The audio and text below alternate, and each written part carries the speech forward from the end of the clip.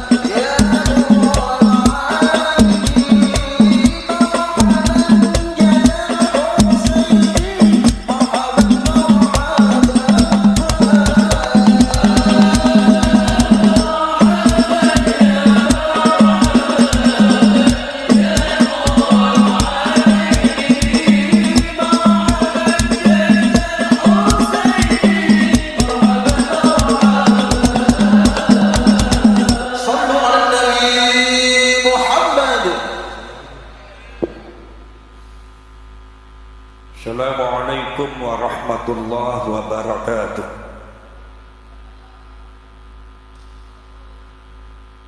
Hamdan wa syukran lillah wa salatan wa salaman ala sayyidina Rasulillah Muhammadin ibn Abdillah wa ala alihi wa ashabihi wa mawalah.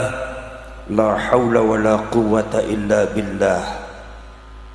Rabbi syrah li sadri wa yassir li amri wahlul 'uqdatam min lisani yafqahu qawli wa ba'd. Sugeng kondur ngangge Sayyid Zulfikar. Kula niku nek teng Sayyid Zulfikar mboten wantun kula niki Pak. Sebab piyambakan niku saking Sayyidina Hasan, kula saking Sayyidina Husain rayine. Dados niku Kang Mas kula niku. Nggih. Memang nek Sayyidina Hasan niku nggih keturunanipun niku kebanyakan niku adalah larine mlebu niku teng keilmuan. Nek Sayyidina Husain biasane si politik niku Sayyidina Husain. Terus sing lok geroh niku Sayyidina Husain niku nek bagiane PWI nggih saking kula mawon. Dan nek Sayyidina Hasan ya selawatan mawon. Tapi ini nggih nyuwun sewu kula niku mboten wantun Kang Mas mboten wantun. Alhamdulillah wa syukurillah. Dalu menika kula kali panjenengan sedaya kempal rawuh dalam rangka adalah ikhtitamud dirasah pesantrenipun Gus Riyad. Mugi-mugi lare santrine dipun paringi barokah ilmu, selamat dunia akhirat, angsal barokah para ulama para kiai. Allahumma amin ya rabbal alamin. Sholawat lan salam monggo sareng-sareng dipun kersakaken kangge Kanjeng Nabi Muhammad sallallahu alaihi wasallam. Mugi-mugi panjenengan ingkang rawuh pikantuk syafaatipun Kanjeng Nabi Muhammad sallallahu alaihi wasallam. Allahumma amina ya rabbal. Panjenengan sampun ngantuk napa dereng? Dereng ngantuk? Kiyat ngantos subuh napa mboten? Kiyat napa mboten? Panjenengan sing kiyat kula sing minggat mangke. Sing penting kula rawuh teng mriki alhamdulillah dirawuhi dumateng gubernur yang mewakilinya, Pak Bupati atau yang mewakilinya termasuk Pak Dandim, Pak Kapolres. Kula bersyukur lan para ulama para kiai niki bersatu dumateng malam ini. Maksudnya adalah untuk menunjukkan bahwa perjuangan Wali Songo dan Laskar Sabilillah ini adalah merupakan perjuangan kebangsaan. Dirawuhi dumateng para ulama dan pengurus NU Banser, ini menunjukkan bahwa perjuangan Wali Songo dan Laskar Sabilillah adalah perjuangan ke-NU-an. Kina mboten? Ono sing takon tong kula, Gus, kenapa kalau perjuangan ke-NU-an kenapa tidak cukup NU saja? Kenapa sampai membentuk PWI dan Laskar Sabilillah?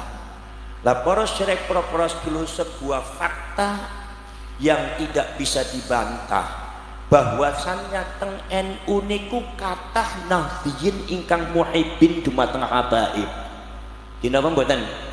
Lagi sing makin rodo angel, sedangkan beberapa fakta yang sudah ditemukan bahwasannya pembelokan sejarah, penundukan yang dilakukan oleh orang-orang ya selama ini ingkang wonten dumateng Indonesia, penyelewengan data-data sejarah, bahkan doktrinasi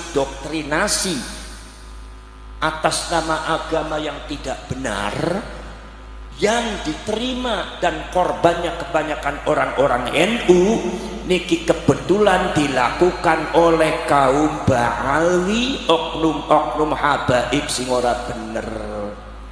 Lah akhirnya para sedulur, karena sebagian daripada orang-orang NU iku adalah muhibbin dumateng habaib, akhirnya NU secara organisasi dan masyarakat pun boten wantun tegas di dalam masalah ini. Maka dari itu ini perlunya dibentuk satu barisan, dikumpulkan warga NU sing wani, warga NU yang berani, warga NU yang siap berjuang untuk bangsa, warga NU yang siap berjuang untuk negara, untuk agama, untuk ulama, termasuk untuk NU dan untuk leluhur, dikumpulkan dalam satu perjuangan Wali Songo Indonesia. Laskare disebutnya Laskar Sabilillah. Jadi insya Allah niku piantun-piantun yang menjadi Laskar Sabilillah ini adalah generasi Nahdlatul Ulama yang berani dan siap bertempur dengan siapapun. Kenapa mboten? Insya Allah para ulama, para kiai yang masuk di dalam perjuangan Wali Songo Indonesia dan Laskar Sabilillah ini adalah warga NU yang berani secara tegas menolak pembelokan sejarah yang dilakukan oleh habaib, menolak daripada pembelokan situs-situs pemalsuan makam-makam dan situs-situs yang dilakukan oleh habaib, termasuk juga menolak doktrin-doktrin habaib yang nyata-nyata bertentangan dengan agama, bertentangan dengan akidah, bertentangan dengan syariat, dan bertentangan dengan ajaran leluhur Nusantara sing disebut ajarannya Wali Songo. Gina pembadan niki sing wani iki kumpule ning PWI, sing wani iki kumpule dumateng Laskar Sabilillah. Milo syaratnya dadi Laskar Sabilillah syaratnya mung setunggal, apa ya wani, sing ora wani gak usah melu. Kenapa mboten? Kenapa mboten? Jadi para sedherek, para sedulur, Maka dari itu, dari sejarah pendirian daripada PWI dan Laskar Sabilillah, maka kita bisa menyatakan bahwa PWI dan Laskar Sabilillah itu bukan tandingannya NU, itu bukan berseteru dengan NU. Laskar Sabilillah ini adalah proses justru semuanya adalah warga Nahdlatul, dan untuk memperjuangkan ke-NU-an, sebab fakta sejarah sementara ini yang berkaitan dengan pergerakan Ba'alwi dan Habaib ini banyak dirugikannya adalah orang-orang Lah kenapa orang Muhammadiyah, orang anak korban wong Muhammadiyah? Karena di Muhammadiyahnya nggak ada Habaib. Habaib itu kumpulan yang wong NU kok kabeh. Gimana mboten? Saudara-saudara sekalian, ini banyak yang jadi muhibbinnya, yang kadang-kadang jadi korbannya adalah warga Nahdlatul Ulama. Maka dari itu saudara-saudara sekalian, banyak korbannya orang-orang NU. Makanya orang-orang NU, para syekh Rasul yang kerap kadang-kadang datang kepada saya, itu adalah orang-orang NU yang sadar terhadap doktrin-doktrin sing ora bener. Contohnya nopo? Doktrin barokah. Doktrin barokah dan syafaah. Kalau kali panjenengan ini masyarakat Sragen sedang menghadapi satu klan, di mana klan itu mengglorifikasi diri sendiri. Glorifikasi ngertos napa mboten? Paham napa mboten? Gak ngerti? Ya wis gak usah dipikiri kari dirokne mawon. Dinapa mboten? Glorifikasi itu adalah satu klan Ba'alwi yang mensucikan dirinya sendiri, seolah-olah klan Ba'alwi itu lebih tinggi daripada rakyat Indonesia, seolah-olah kiai mereka lebih hebat daripada kiai Indonesia, seolah-olah leluhur mereka lebih hebat daripada leluhur Indonesia, seolah-olah peradaban mereka lebih hebat daripada peradaban Indonesia, seolah-olah mereka itu adalah barisan orang-orang yang suci, seperti hanya barisan para malaikat yang tidak boleh ditentang, yang tidak boleh dikritik, sing ora oleh dilukai dengan satu doktrin. Siapa saja yang melukai, siapa saja yang menyakiti Habib, berarti tidak akan mendapatkan syafaatnya Rasulullah. Di sini maka masyarakat Jawa, masyarakat Indonesia dibutakan dengan doktrin-doktrin yang sangat menyesatkan. Kenapa mboten? Lah semenika panjenengan tidak usah takut. Apa sebabnya? Sebab data empiris sejarah sudah dibuktikan oleh Ki Imaduddin Al-Bantani. Bukan sekedar Ki Imaduddin Al-Bantani saja, tetapi juga para ulama zaman dahulu, termasuk Syarif Aunur Rafiq, seorang raja abad ke-13, Raja Hijaz, itu sudah menyatakan bahwa kaum Ba'alwi sing disebut mari wong sagene Habib itu bukan cucunya Rasulullah, nasabnya nasab palsu. Paham napa mboten? Paham napa mboten? Kupinge bolong napa mboten? Bolong napa mboten? Ini tentunya berdasarkan kajian data, bukan berdasarkan kajian sembarangan. Datanya diambil, ilmu nasabnya dipelajari, bukan sekedar oleh kiai kita, Kiai Imaduddin Al-Bantani, tetapi ini sudah banyak, termasuk Syarif Audah dari Mesir menyatakan bahwa nasabnya Ba'alwi itu batal. Disebutnya nasabnya adalah batilun ghairu sahihin, wis batal gak bener sisan. Banyak pencangkokan nasab, banyak orang-orang yang disebutkan di dalam nasabnya diduga itu adalah tidak ada jeluntrungnya. Jare bahasa intelektualnya ahistoris, ning jeluntunge gak ono. Maka dari itu para sepro-pro, ini data-data sejarah Pak, termasuk Syarif Audah, termasuk juga Naqobatul Ashraf yang ada di Irak, Naqobatul Ashraf yang ada di Jordan, yang terakhir kali adalah Syarif Samsuddin Syarafuddin yang ada dari Yamannya sendiri, mengatakan bahwasanya nasab daripada Ba'alwi itu nasabnya nasab palsu. Mereka mengklaim dirinya sebagai cucunya Rasulullah dengan mencangkokkan nasab dugi dumateng Kanjeng Nabi, dugi dumateng Sayyid Ahmad Al-Muhajir, dan itu ternyata sejarah gak ono. Bahkan mereka semua mencangkolkan nasab dumateng Kanjeng Nabi. Tujuannya sudah tujuan tidak benar, yaitu adalah tujuan politik, menguasai Yaman, menguasai Hadramaut, dan datang di Indonesia dengan framing judul Kanjeng Nabi ingin menguasai Indonesia. Maka di sini rakyat Sragen harus segera bergerak. Siap napa mboten? Siap napa mboten? Siap napa mboten? Iki milu wong Jawa aja kalah kabari wong Yaman. Wong Jawa, generasi Jawa jangan kalah dengan generasi Hadramaut. Nggih napa mboten? Jadi para sedherek para sedulur, niki fakta sejarah. Fakta sejarah bahwa mereka itu mendoktrin rakyat Indonesia wis gak bener. Gak bener pripun? Contohnya kados ngeten, Mbah buyute nyong, mbah buyute aku iku bisa memadamkan api neraka jahanam. Lho nyong arep takon wong Sragen, percaya napa boten sampean? Percaya apa tidak? Kalau ada seorang Habib katanya bisa memadamkan api neraka jahanam, percaya apa tidak orang Sragen? Berarti jelas ini batil apa boten? Atas nama karomah, atas nama barokah, tapi batil, gak bener ini. Gini apa mboten? Gini apa mboten? Sampai mau percaya apa mboten? Para syarif, para sedulur sedaya bawon, ada lagi sekarang sudah merebut daripada peran kewalian, seolah-olah Al-Faqih Al-Muqaddam yang disebut Habib Muhammad Ali Ba'alwi niku para syarif sing disebut Faqih Muqaddam itu katanya lebih hebat daripada Syekh Abdul Qadir Al-Jailani. Ini framing mereka dalam rangka menundukkan orang Indonesia, dalam rangka menundukkan rakyat Indonesia. Sebab rakyat Indonesia dari dulu ketika panjenengan kabeh niku mempelajari Wali Songo sudah ditanamkan satu doktrin keagamaan bahwasanya anggene Fatihah setunggal teng Kanjeng Nabi, nomor kali teng sahabat, tabiin dan tabiin selajenge Fatihah dumateng Sultanul Aulia Syekh Abdul Qadir. Betapa yang namanya pelajaran kita Syekh Abdul Qadir Al-Jalani.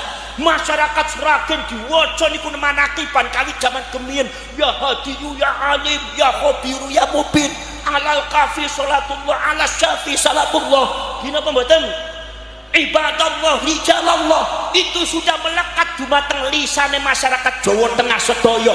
Iki teko Ba'alwi niku arep dirobah, badhe dirobah, mau dirobah seolah-olah ada orang yang lebih hebat daripada Syekh Abdul Qadir Al-Jailani sama mbah buyut mereka yang namanya Al-Faqih Muqaddam. Nyuwun sewu, Faqih Muqaddam niku para syarif para sedulur berdasarkan data sejarah di framingnya adalah sebagai orang yang lebih hebat ketimbang Imam Syafi'i.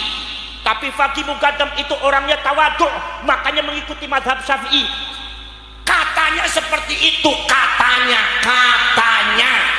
bahwa yang namanya Faqih Muqaddam itu adalah seorang mujtahid, seorang yang istimewa, seorang waliullah, tidak ada tandingnya dari mulai sekarang sampai zaman akhir zaman. Betapa framing mereka sangat luar biasa, betapa doktrin mereka sangat merasuki yaitu adalah otak lan ati penggaline panjenengan sedaya. Boten kraos panjenengan itu dibius satu persatu menjadi orang yang mati suri. Para syarif para sedulur sedaya, setelah kita gali siapa Al-Faqih Muqaddam, ternyata di dalam Tabaqatul Ulama'i wal Fuqaha, di dalam sejarah para ulama fikih dan fuqaha yang ditulis oleh para ulama-ulama seluruh dunia niku tidak ada catatan seorang Faqih Muqaddam. Termasuk juga fuqaha dan para ulama ahli fikih Yaman juga tidak mencantumkan Faqih Muqaddam sebagai wong sing ahli fikih, wong sing ahli hadis orang mana. Ini menunjukkan bahwasannya Faqih Muqaddam itu tidak sebesar apa yang mereka ceritakan, tidak sebesar apa yang mereka doktrin di mata masyarakat Sragen. Ternyata kalau seumpama mereka memframing bahwasanya Faqih Muqaddam itu lebih hebat daripada Syekh Abdul Qadir Al-Jalani, nyuwun sewu, Syekh Abdul Qadir Al-Jalani karyanya ada, sejarahnya ada, muridnya ada, catatannya ada. Tapi ne Faqih Muqaddam sejarahnya ora dana, catatannya ora nana, karyanya tidak ada, muridnya tidak ada. Jadi semacam ini jelas ada tujuan dalam rangka melumpuhkan kegiatan dan doktrin keagamaan orang-orang Jawa, si mereka manut dan hormat dumateng Syekh Abdul Qadir Al-Jailani segera akan diganti dengan Syekh Fakih Muqaddam, satu framing yang sangat tidak benar. Gina mboten? Gina apa mboten? Para sedherek para sedaya, bahkan ada catatan mengatakan bahwa Al-Fakih Muqaddam itu katanya itu di dalam catatan itu di antara muridnya, di antara gurunya adalah Imam Abu Madyan. Sopo Imam Abu Madyan iki? Imam Abu Madyan, kalau memang betul catatan sejarah Fakih Muqaddam adalah muridnya Imam Abu Madyan, masyarakat Sragen harus tahu bahwa Abu Madyan adalah muridnya Syekh Abdul Qadir Al-Jailani. Syekh Abdul Qadir Al-Jailani punya murid Abu Madyan. Abu Madyan punya murid Maulana, yaitu adalah Imam Muhammad Harazim. Imam Muhammad Harazim punya murid namanya Imam Muhammad Saleh. Imam Muhammad Saleh punya murid namanya Imam Abdul Hasan Ali bin Abdullah Asy-Syadzili, sing kagungan tarekat Syadziliyah. Imam Abdul Hasan Asy-Syadzili ada murid di antara si Imam Abdul Abbas Al-Mursi. Abdul Abbas Al-Mursi ada murid di antara Ibnu Athaillah As-Sakandari, sing kagungan kitab Syarhul Hikam. Syarhul Hikam niku dipun nadhemaken dhumateng Bayi Muslih Meranggen, mursid tarekat Qadiriyah Wanaksabandia saka Semarang. Nggih napa mboten?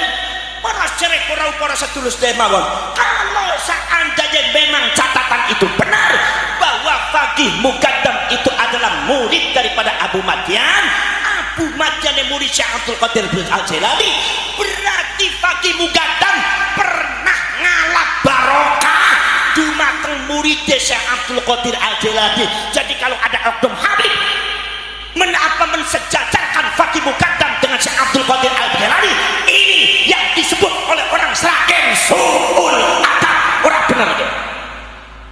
Gina apa benar? Paham dan paham? Paham dan pemboten? Lagi para sedherek para rasul, ini yang harus tahu masyarakat Sragen. Para sedherek para sedulur sedaya mawon, di antaranya adalah doktrinnya apa? Kalau membenci Habib tidak akan masuk surga. Kalau membenci Habib tidak dapat syafaatnya Rasulullah. Ini doktrin yang menyesatkan. Tidak ada kaitannya syafaat dengan habaib dan ba'ali. Jadi masyarakat Sragen gak usah takut kehilangan syafaat karena tidak mencintai habaib. Gimana badan? Faham dan faham? Sebab apa para rasul? Kalau mereka menyitir ayat Al-Quran bahwa Gusti Allah Ta'ala ingin mensucikan Ahlul Bait, sampean ngerti bahwa Ahlul Bait di dalam Al-Quran dimaknai oleh Habib adalah Habib. Ini adalah penyelewengan makna. Gak bener. Yang dimaksud Ahlul Bait itu bukan habaib, sebab habaib itu bukan cucunya Rasulullah. Nek bukan cucunya Rasulullah, napa mali Ahlul Bait? Paham nggih? Jadi wong Sragen saiki wis gak usah takut. Gitu? Gak usah takut anggene seumpama wonten kamu kalau tidak mencari habaib berarti tidak akan dapat syafaatnya Rasulullah. Itu gak usah takut. Nek seumpama ngeyel kampleng siji-siji wong kaya kowe. Apa kowe? Nggih napa mboten, Bu? Nggih napa mboten? Oh, para sedherek para sedulur sedaya mawon. Ada lagi para sedherek para rasul. Mbah mereka itu katanya bisa mi'raj ning Gusti Allah Ta'ala 70 kali. Sampean harus paham, Kanjeng Nabi selama hidup mi'rajnya cuma sekali. Mbah mereka sampai 70 kali. Niki goroh napa ngapusi niki? Ngapusi napa goroh niki? Leres napa mboten sing kados ngoten? Masya Allah, ada malih, ada lagi yang mengatakan bahwa Al-Habib ini adalah bisa ngatur malaikat Israel. Malaikat Israel diatur nih Habib. Ini sejak kapan cerita ini muncul? Saya mau tanya, para ulama wali Sragen ini bisa ngatur malaikat Israel siapa? Lagi ono Habib Jerono terus bisa ngatur malaikat Israel. Ngedabres napa mboten? Panjenengane percaya napa mboten? Percaya napa mboten? Nang gene ketemu bari aku ora percaya, mau ketemu bari Habib percaya sampean. Wong gulune masyarakat Sragen susah wis bodol kowe. Nganggut ngono manggut terus. Para syarih para sedulur. Ono cerita Al-Imam Abu Abdillah Muhammad bin Ismail Al-Bukhari. Imam Bukhari menceritakan satu cerita di mana riwayat ini juga diriwayatkan oleh Imam Tabrani, mengatakan nanti pada waktu akhir zaman, di hari akhirat itu nanti Rasulullah itu diberitahu oleh Imam Malik, diberitahu oleh malaikat Malik, ya Rasulullah, untuk napa malaikat Malik, umat panjenengan masih ada yang tersisa di neraka jahanam, cuma satu. Kanjeng Nabi kaget, rasa disamper bledek. Buka sing ngantuk niki. Ngantuk napa mboten, Bu? Ngantuk napa mboten? Nek ngaos kali kula ngantuk boten napa-napa. Tilem ki boten napa-napa. Sampai sak mangke nek bar pengajian masih ngantuk, mripate masih merem terus, gak usah digugat, digotong mawon teng kuburan sebelah mriku, beres niku. Para para sedulur, Kanjeng Nabi dipun aturi dumateng malaikat Malik, ya Rasulullah, umat panjenengan niku taksi wonten dumateng neraka. Kanjeng Nabi rasa disamper bled. Masya Allah, Kanjeng Nabi nangis, ya Allah, sing leres niku malaikat Malik. Leres pinten setunggal. Kanjeng Nabi niku dumateng umat eman sayang luar biasa. Akhirnya Kanjeng Nabi ngendika, ya Malik, ya Zabaniyah, wahai Malik, wahai Zabaniyah, malaikat Zabaniyah, malaikat Malik, penjaga neraka, tolong keluarkan umat saya dari neraka jahanam. Tolong umat saya diantarkan kembali di timbangan amal, supaya nanti amal baiknya akan saya duduk sendiri, supaya amal baiknya lebih berat daripada amal buruknya. Kanjeng Nabi meminta kepada malaikat Malik supaya umatnya Rasulullah dikembalikan ke timbangan amalnya, dan Kanjeng Nabi akan duduk di amal baiknya, sehingga amal baiknya umatnya lebih berat daripada amal buruknya. Apa jawabnya malaikat? Kata jawabnya malaikat, ya Rasulullah, kalau cuma itu yang merentah panjenengan, nyuwun sewu, saya tidak bisa melakukan. Loh, kenapa? Sebab kami malaikat adalah yaf'aluna ma yu'marun, melakukan sesuatu apabila diperintah oleh Allah. Kalau itu bukan perintah Allah, kami tidak bisa melaksanakan. Kalau itu hanya perintah panjenengan. Akhirnya akhirnya Kanjeng Nabi matur dumateng Gusti Allah, nangis dumateng Gusti Allah, sujud dumateng Gusti Allah. Akhirnya Gusti Allah merintahkan malaikat, kowe umat Muhammad ambil segera ditaruh di timbangan amal, biar nanti Kanjeng Nabi Muhammad nanti akan duduk di amal baiknya, sehingga lebih berat daripada amal baiknya, dan segera dimasukkan di dalam surga. Artinya apa? Ketika malaikat Malik diminta oleh Rasulullah untuk ngambil umatnya, malaikat Malik menolak. Kenapa? Karena yang perintah adalah Rasulullah, bukan Allah. Ini menunjukkan dari hadis ini, Kanjeng Nabi saja tidak bisa ngatur malaikat. Loh, iki ono Habib Sragen bisa ngatur malaikat, sokon piye? Ngedabrus napa mboten? Ngedabrus napa mboten? Le panjenengan percaya bre panjenengan mangke gadah torekot anyar napa torekot ngedabrus iya. Nggih napa mboten? Lah iki para sedulur, ini berdasarkan fakta sejarah. Kalau seumpama kula kali panjenengan kabeh para sedulur meluruskan sejarah di tanah Jawa itu sejak zamannya Belanda sudah dibelokkan. Bahkan saya mendengar saudara-saudara sekalian bahwa babat tanah Jawa pun itu atas dasar perintah Belanda, sehingga banyak cerita-cerita yang tidak benar, termasuk cerita tentang masalah sejarah Amangkurat I yang katanya itu membunuh 5.000 ulama yang suka kepada istrinya orang. Itu saudara-saudara, ini adalah cerita Belanda dalam rangka menunjukkan, memframing negatif, membuat asumsi yang negatif terhadap tokoh-tokoh Indonesia. Untung Amangkurat I begitu meninggal dunia, Allah membuktikan jasadnya baunya wangi. Begitu dikubur, digali tanahnya wangi. sekitarnya bau wangi, yang menyaksikan bukan 1-2 orang, ribuan orang menyaksikan sampai 41 malam bau wangi. Maka di Tegal, di kuburannya disebutnya Tegal Wangi, Tegal Arum. Allah yang membuktikan, Allah yang mengklarifikasi ini adalah orang soleh, ini adalah orang benar. Tapi di framing oleh Belanda sangat jahat, sangat tidak benar, sehingga banyak panjenengan sedoyo salah paham di matang Amangkurat 1. Ini kehebatannya Amangkurat. Dan ini proses dulu terjadi juga proses setelah Belanda boten wonten.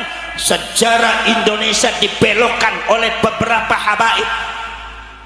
Katanya Indonesia tanpa habaib tidak bisa merdeka. Semacam ini benar apa salah? Indonesia katanya tanpa habaib tidak bisa merdeka. Ini orang Seragen harus tegas. Ini salah apa benar? Kalau sampean bilang salah, kenapa sampean diem? Ya wis, ujung-ujungnya gak wani kaya gitu. Kita di menusak kecingan nemen ke wong Seragen. Kejaba wani nek ana kula wani nek kene kulane mulih ya ora wani malih ke sampean sempro sampean iki. Ora sebab Rasul, apakah benar tanpa Indonesia? Tanpa Indonesia tanpa habaib orang bisa merdeka? Jelas orang benar. Buka fakta sejarah bahwasanya habaib saking Yaman yang mendatangkan adalah Belanda. Yang mendatangkan siapa? Siapa? Sing keras. Yang mendatangkan habaib siapa? Ngomong londo pe susah nemen cangkemmu gitu. Jadi menusa kecing-kecing nemen wong Seragen. Yang mendatangkan habaib iku sapa? Londo. Lah kok arep takon, londo iku sapa? Penjajah. Berarti habaib iku anteke ben. Paham? Kupinge bolong, ojo disumpeti. Gina mboten? Ya kadang-kadang susah kita. Masyarakat Seragen niku tengajengan kulong dimangkut-mangkut teng kajang-kajangane Habib mangkut-mangkut mani kampleng siji-siji ya. Mungkin apa mboten? Sing dukikaken habaib niku lho abad ke-19, abad keberapa? Abad ke-9. Mbah Hasyim Asy'ari sudah ada, Kyai Nawawi Banten wis ana, Mbah Yai Soleh Darat wis ana. Nggih. Lah iki para para sedulur, sekarang mereka yang mendatangkan itu adalah Belanda. Sing Yaman dugi teng Indonesia ngangge napa? Ngangge kapal. Kapale sapa? Ya kapale Londo. Lo si kapale Londo bayar apa ora? Ora bayar, gratisan. Ribuan habaib diangkut dumateng Londo teko ning Indonesia niku ora bayar tapi gratis. Dan sebelum datang di Indonesia, Yahudi Yaman itu didatangkan oleh orang-orang Inggris adalah untuk menduduki Palestina. Jadi ada kaitannya pendudukan Palestina dengan pendudukan Indonesia. Maka saya mengingatkan, ketika Palestina nasibnya sangat tragis, awas Indonesia, hati-hati. Yahudi saking Yaman sudah datang di Indonesia, didatangkan oleh Belanda. Jangan sampai anak cucu kita bernasib sama dengan Palestina di tahun yang akan datang. Paham? Paham? Jadi ono PWI Laskar Sabilillah penting apa ora? Penting apa mboten? Penting apa mboten? Sebab Kiai NU ono sing wani, ono sing ora. Pengurus NU ne ono sing wani, ono sing ora. Ansore ono sing wani, ono sing ora. Muslimate ono sing wani, ono sing ora. Fatayate ono sing wani, sing ora. Bansere ono sing wani, ono sing ora. Lah sing wani-wani ki mlebu dumateng perjuangan Wali Songo Laskar Sabilillah, isiye wong NU sing wani. Paham? Paham nang mboten? Para syirik, para sedulur, mereka didatangkan oleh Belanda sampai di sini buat apa? Mereka datang digratiskan oleh Belanda, diberi makan oleh Belanda selama perjalanan sampai di Indonesia. Mereka diberikan pekerjaan oleh Belanda, mereka diberikan tanah oleh Belanda, yang mana tanah itu adalah hasil daripada merampas tanahnya rakyat Indonesia, diberikan oleh mereka, yaitu kaum Ba'alwi, yaitu kaum Habaib. Paham? Setelah itu mereka kerja teng sinten teng Belanda. Seperti contohnya kapiten Belanda itu kebanyakan dari bangsa Ba'alwi. Ini orang Ba'alwi bangsa Yaman, Masyayikh gitu. Sampian tinggali data sejarah, anak bangsa bin Yasa, anak bangsa Al-Jufri, anak bangsa Al-Qaf, anak bangsa As-Sedaf, anak bangsa Ba'bud, anak bangsa bin Syekh Abu Bakar. Mereka menjadi kapiten dan bekerja dari Belanda, termasuk Habib Usman bin Yahya diangkat jadi mufti Belanda untuk Batavia. Paham? Nah, kalau seumpama mereka yang membawa adalah Belanda, genetika daripada Ba'alwi itu sama dengan Belanda, yaitu genetika Yahudi Askenazi, sama dengan Zionis genetika Yahudi Askenazi. Datang di Indonesia dijamin oleh Belanda, dikasih tanah oleh Belanda, dikasih pekerjaan oleh Belanda, dikasih penghidupan oleh Belanda. Kira-kira zamannya Belanda, Habaib pun bela Indonesia apa bela Londo? Bela Indonesia apa bela Londo? Ngomongnya sing keras, bela Indonesia apa bela Londo? Awas sih, aja sampai cangkem rubah ke. Rangkum rubah tak sewek sisan ning aku ke. Gini apa mboten? Londo apa bela Londo apa bela Indonesia? Bela Londo. Buktinya apa? Buka catatan sejarah. Beberapa di antara orang yang mengatasnamakan perjuangan Indonesia, beberapa Habib di antaranya ada Habib Abdurrahman Al-Masyhur yang ada di Aceh berkhianat di dalam perjuangan ini, meminta upeti kepada Londo, akhirnya melacung dumateng Timur Tengah dengan gaji yang sangat besar. Itu berkhianat terhadap perjuangan masyarakat Aceh. Termasuk juga Usman bin Yahya, mufti yang dianggap diangkat mufti oleh Belanda, kerap kali memberikan fatwa melemahkan perjuangan ini. Pada waktu itu perjuangan kemerdekaan Indonesia dipimpin oleh ulama-ulama Torekoh, Mbah Yai Asnawi Kudus gitu, Mbah Yai Nawawi Banten, Syekh Ahmad Khatib bin Abdul Latif sing ana ning Minangkabau, Syekh Burhanuddin As-Sumatrani Sumatera Barat, ingkang wonten dumateng Aceh Syekh Abdul Rauf As-Singkil Aceh, ngantos dugi dumateng Surabaya, para lora-lora pada bujuk-bujuk ingkang wonten dumateng Madura niku seluruhnya Toreko Satoria, Toreko Qadiriyah, Toreko Naksabandiyah, Toreko Qadiriyah Naksabandiyah, Toreko Junaidiyah, Toreko Kholwadiyah, Toreko Sadiliyah, Toreko Tajidaniyah. Iki para syekh Rasul semua yang menggerakkan perjuangan rakyat Indonesia untuk melawan Belanda, itu adalah ulama Toreko. Maka ketika Belanda menghadapi perlawanan, yaitu adalah ulama-ulama Toreko yang sangat luar biasa, dengan pucuknya bomnya ada pada waktu perang Diponegoro 1825, di mana Diponegoro itu juga termasuk pengamal Torekot, ulama Torekot. Maka ini Belanda harus melumpuhkan ulama Torekot. Bagaimana caranya? Caranya meminta kepada Habib Usman bin Yahya untuk Habib Usman bin Yahya untuk mengeluarkan fatwa. Maka dikeluarkan fatwa dalam rangka mengendorkan perjuangan rakyat Indonesia, dalam rangka menghancurkan benteng rakyat Indonesia, dalam rangka menjauhkan rakyat Indonesia dengan para ulama.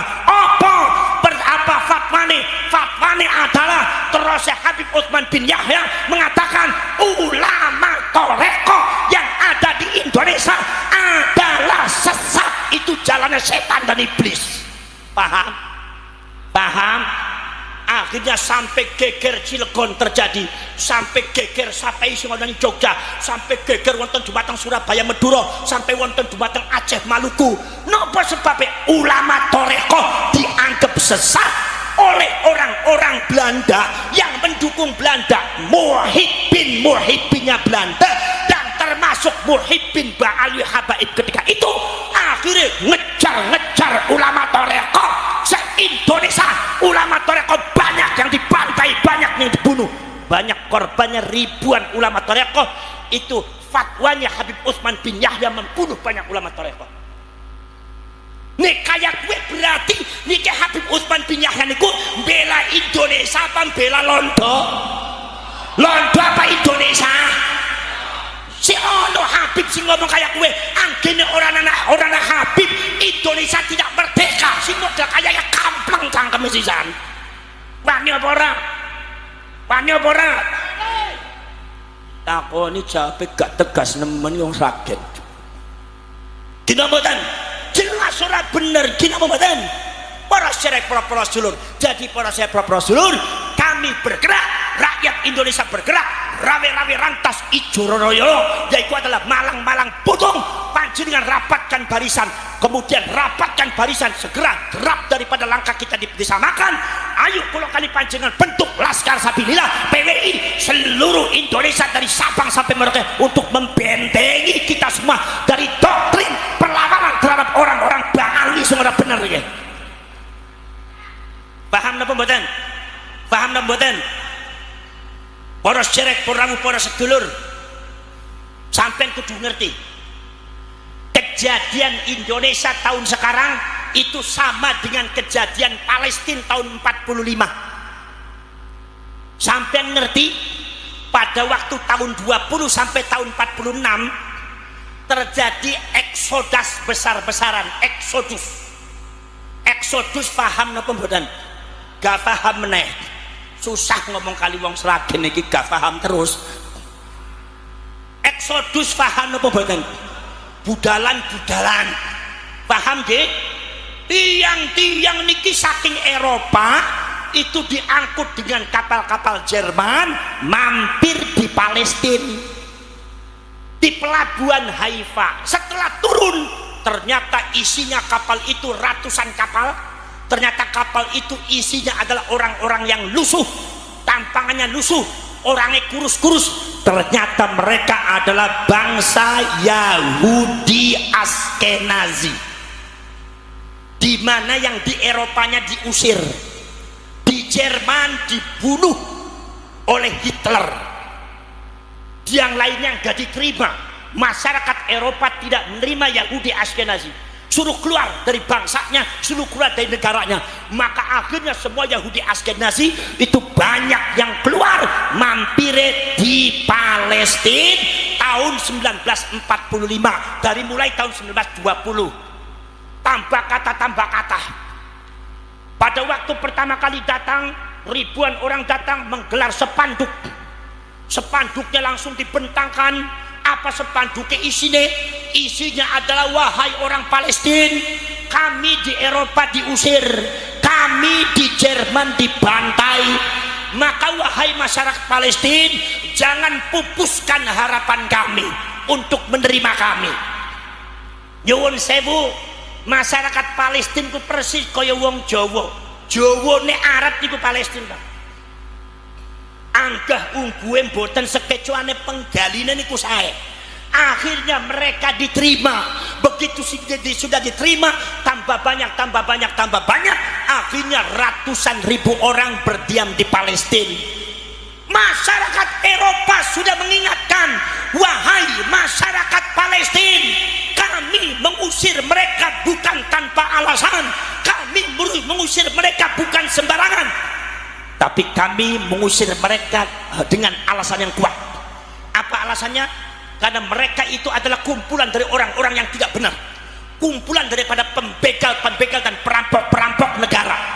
Di sana di negara kami berusaha untuk mendominasi, melecehkan suku-suku yang lain, meninggikan sukunya sendiri, menginjak daripada tokoh-tokoh kami, bahkan membelokkan sejarah-sejarah yang ada di Eropa, termasuk juga memalsukan situs-situs yang ada di Eropa, bahkan akhirnya menginjak-injak dan menanamkan doktrin-doktrin yang tidak benar di kalangan masyarakat Eropa. Wahai masyarakat Palestina, kata orang Eropa, Anda menerima tamu yang salah. Saya peringatkan kepada Anda harus hati-hati. Akhirnya para sedulur, pada waktu itu orang Palestina tidak mau mendengarkan orang Eropa nasihatnya. Akhirnya orang Yahudi Askenazi ditampi di Palestina. Satu persatu saudara-saudara sekalian mulai kumpul. Akhirnya tiba-tiba mereka mengadakan perayaan, kemudian mulai mendoktrin masyarakat supaya masyarakat menghormati mereka, kemudian mendoktrin masyarakat untuk melecehkan orang-orang Arab Palestina, seolah-olah bangsa Arab itu tidak ada artinya, seolah-olah bangsa Arab itu adalah sama dengan anjing, seolah-olah bangsa Arab di bawah mereka.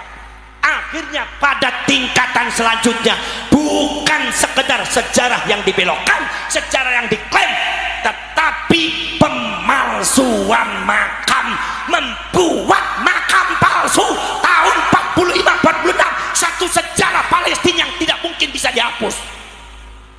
Persis kaya ning Jawa, kaya ning Indonesia. Pemalsuan makamnya, pembelokan sejarahnya, framing bahwa mereka itu adalah seorang keluarga yang suci, tidak boleh disentuh dengan kesalahan. Saudara-saudara sekalian, akhirnya tiba-tiba mereka mengklaim daerah, bahwasanya daerah ini adalah daerahnya mbah kami, buktinya ada kuburannya. Daerah ini adalah daerah kami, buktinya ada kuburannya. Yang menciptakan daerah ini adalah daerah mbah kami, ini kuburannya ada. Ini bukan milik orang Arab Palestina, tapi milik keluarga kami. Akhirnya saudara-saudara sekalian, tambah lambat laun, mereka menyergap masyarakat Palestina, mereka menguasai satu persatu tanahnya, persis koyoning Indonesia. Sekarang sudah mulai di framing haul Demak, dimana yang dihauli adalah Habib. Haul Agung Solo, Ki Ageng Solo niku boten dihormati, boten dihauli, sing dihauli Habib. Haul Agung Kudus niku Sunan Kudus niku boten disebut haul agung, niki isian niku haul Habib. Wonten madi haul Agung Malang, sudah mulai diklaim satu persatu milik mereka, sehingga ada seorang Habib yang mengatakan bahwa Jawa adalah bintu Tarim, Jawa adalah anaknya Tarim. Bahkan ada satu isu yang beredar, itu nggak tahu benar atau tidak, tetapi kita harus hati-hati sebagai rakyat Indonesia. Apa? Mereka bergabung dengan HTI ingin menguasai Indonesia atas nama khilafah Islamiyah, tetapi sebetulnya para habaib dan para ba'alwi yang mereka tuju bukan khilafah Islamiyah, tapi negara Indonesia Tarim. Yaitu negara Tarim Indonesia. Sampean siap berjuang untuk bangsa? Siap napa mboten? Tanah direbut ning kono rela napa mboten? Ridho napa mboten? Jangan sampai anak cucu sampean bernasib sama dengan Palestina. Ini data real. Para serep poramu, para sedulur sedaya mawon, itu saudara-saudara sekalian. Maka dari itu para serep poramu, para sedulur sedaya mawon, akhirnya kemudian dalam rangka melumpuhkan masyarakat Palestina, melumpuhkan ekonomi politik dan pos-pos strategis yang ada di Palestina, maka orang Zionis, orang Yahudi Askenazi mencari seseorang yang agamanya Islam, yang pinter moco kitab, sing pinter Al-Quran, apal Quran, agamanya Islam, tapi genetika bangsa Yahudi Askenazi. Carinya di mana? Nyarinya yo di Yaman, Hadramaut. Sebab Hadramaut itu tempatnya orang Yahudi. Makanya zamannya Rasulullah, Hadramaut itu masih belum termasuk Yaman.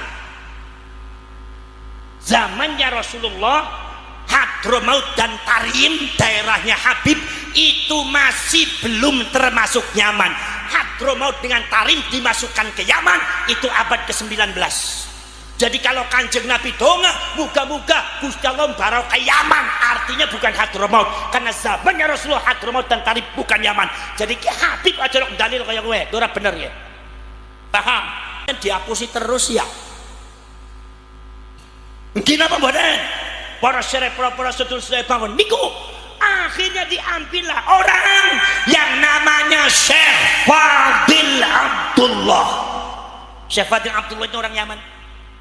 genetika Yahudi, apal Quran, wonge pinter, alim, hadisnya pinter, didatangkan oleh orang Zionis, agama Islam tapi fanatisme Zionisnya, fanatisme daripada Yahudinya lebih hebat daripada agamanya.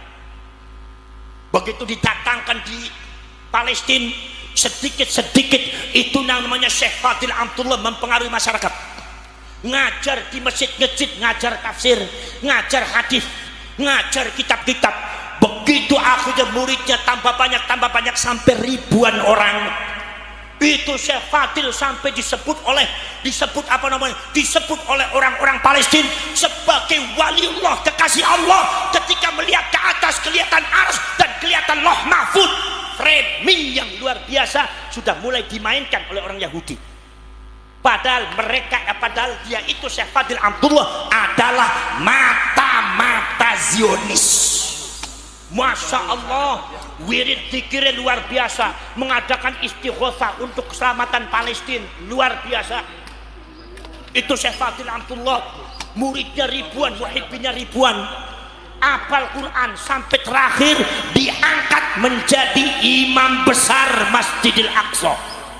Ngajinya teng Masjidil Aqsa, muridnya ribuan, disebutnya waliullah. Orang Palestina nggak sadar kalau dia itu adalah mata-mata Zionis, mata-mata Yahudi Askenazi. Dan setelah generasi dan anak cucunya terjadi tragis seperti ini, orang yang paling bertanggung jawab dan orang yang paling berjasa di dalam menyengsarakan orang Palestina adalah Syekh Fadil Amtullah. Ini paling bahaya. Saudara-saudara sekalian, Syekh Fadil Amtullah menjadi mata-mata Yahudi Askenazi di Palestina lebih daripada 42 tahun tidak ketahuan. Dari tahun 46 sampai tahun 84. Begitu ada intrik dicurigai, di antaranya adalah para intelijen Mesir mencurigai. Begitu mencurigai, Syekh Fadil Amtullah langsung tutup semuanya, menutup diri. Dia langsung mengadakan pendekatan di kalangan militer, di kalangan kepolisian, sampai diangkat menjadi penasehat khusus militer dan kepolisian yang ada di Palestina dan ada di Mesir. Ini cerita mereka. Akhirnya mereka tidak tahu lagi siapa itu Syekh Fadil. Itu hebatnya Syekh Fadil Amtullah, bagaimana mengkamuflasekan dirinya sebagai pejuang. Di saat ceramah dia bicara Palestina, nasionalisme Palestina. Mari kita mujahidin fisabilillah, kita dukung, kita usir orang Yahudi. Mari kita bela, kita doakan kepada para mujahidin yang ada di Palestina supaya orang Yahudi diusir oleh Allah. Kalau bicara nasionalismenya setinggi langit, orang Palestina semua buta, dari barat sampai timur, dari utara sampai selatan, buta menganggap bahwasanya Syekh Fadil Amtullah adalah simbol daripada perjuangan rakyat Palestina.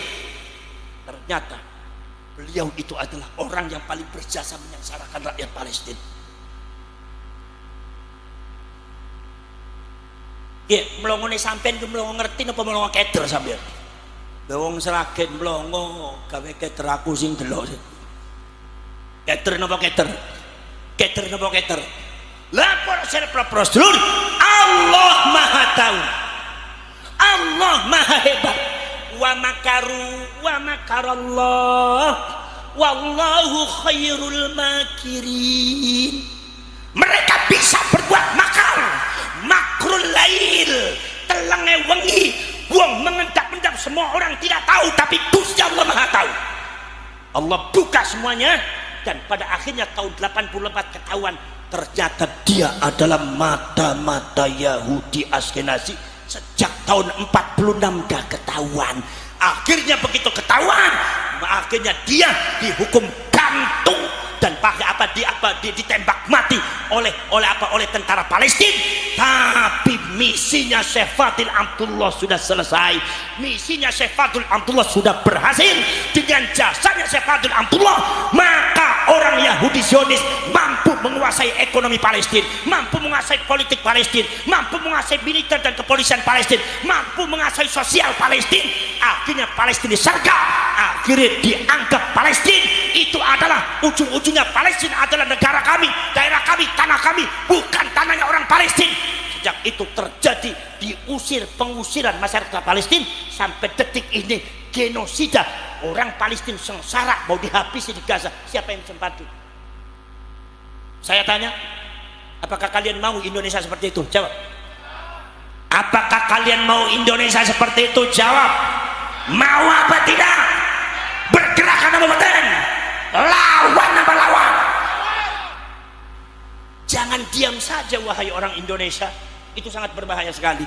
Poros cerek poros setulus teh niku. Jadi berdasarkan data, perjuangan kita adalah perjuangan yang hak, perjuangan data poros cerek poros dulur. Kemudian ono sing ngomong, Gus, kira-kira ngadepi kados ngeten saged menang napa mboten? Insyaallah menang. Insyaallah Laskar Sabilillah di masa yang akan datang insyaallah menang lan kudu Bang sampean bentuk itu pasukannya diperbanyak di Sragen, tidak usah itu kata-kata ribuan, jutaan yang kira-kira itu semua dimasukkan.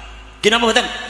Para syarif para sedulur, panjenengan ngerti tahun 45 pada waktu Indonesia ngelawan sekutu, saya tanya Indonesia punya apa? Bambu runcing lawan bom atom, menang apa ora? Sekali kalau secara logika mereka punya bom atom, mereka punya bedil senjata, sementara sampai bambu runcing, kira-kira secara logika menang apa mboten? Kalah.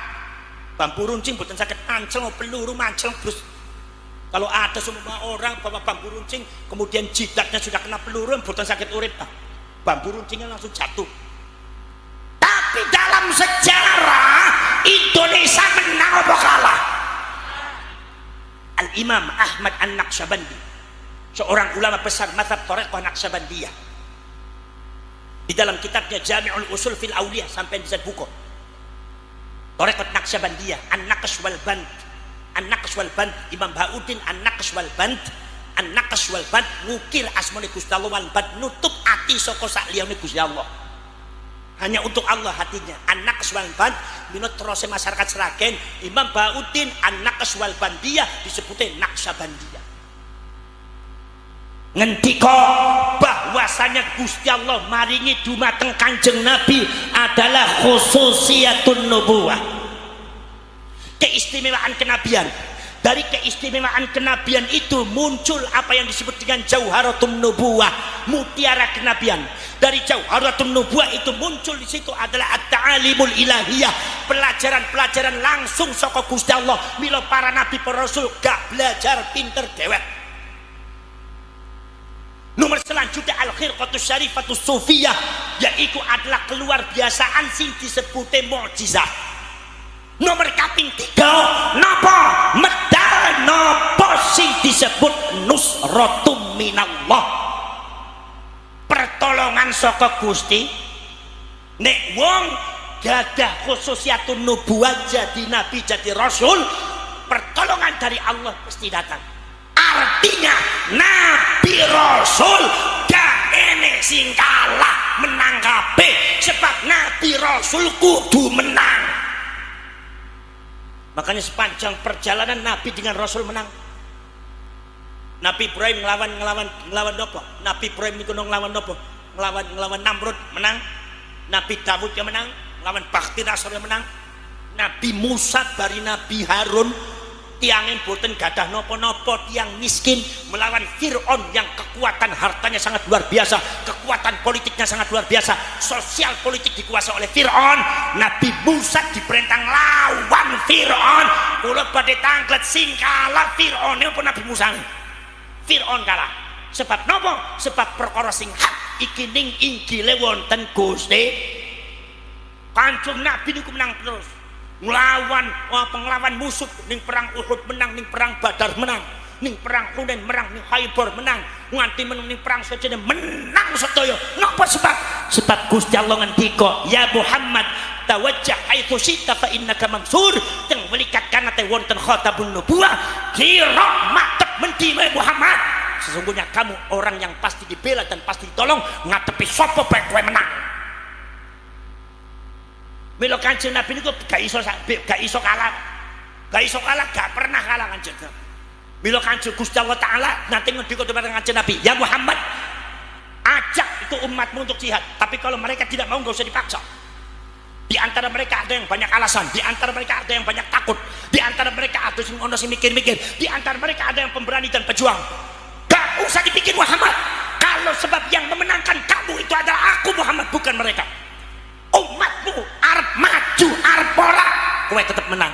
Jangankan maju umat Muhammad, kowe madep sendirian Muhammad lawan mereka, tak menangke teng aku, tak menangke ning aku, akan saya menangkan kamu Muhammad. Itu menunjukkan Kanjeng Nabi kudu menang. Perkara sing hak iki menang, ja'al haqqu wa zahaqal batil innal batila kana. Jadi selagi Ba'ali berpatokan pada kebatilan, berarti mereka akan kalah. Kalau kita berpatokan pada yang hak, insya Allah kapanpun kita akan menang. Bila dibuktikan pada waktu zamannya sapa? Dina pembuatan zamannya sapa? Zamannya Unapa Basim As'ari 45 melawan sekutu Belanda. Sing menang sapa? Sing menang sapa? Wa idza akhadallahu mitsaqan nabiyyin lama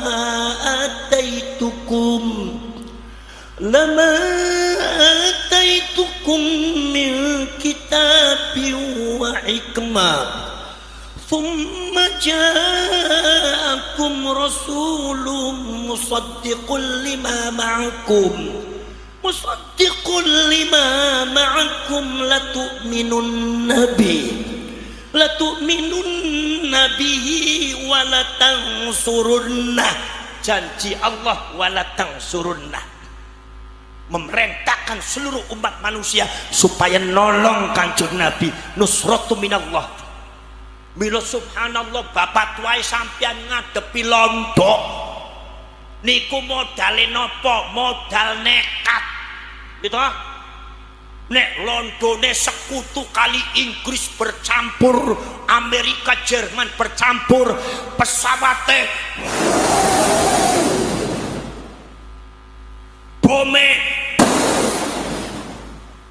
bedil,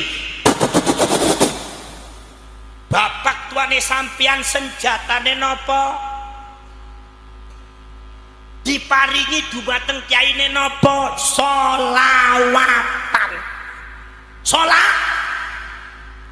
Basim As'ari ngendika menurunkan resolusi jihad. Mbak Abbas ya tampil, ya ayuhan nadhiyun wahai wa ya ayuhal mu'minun wal mu'minat infiru khifafan wa thiqalan wajahidu bi amwalikum wa anfusikum fi sabilillah. Rawe-rawe rantas ijo raya-raya, rapatkan barisan sing-singkan lengan baju.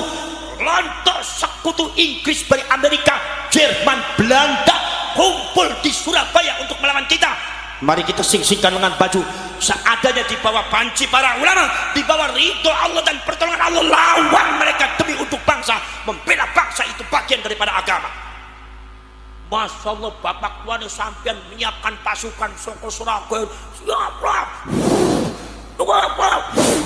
maju jalan.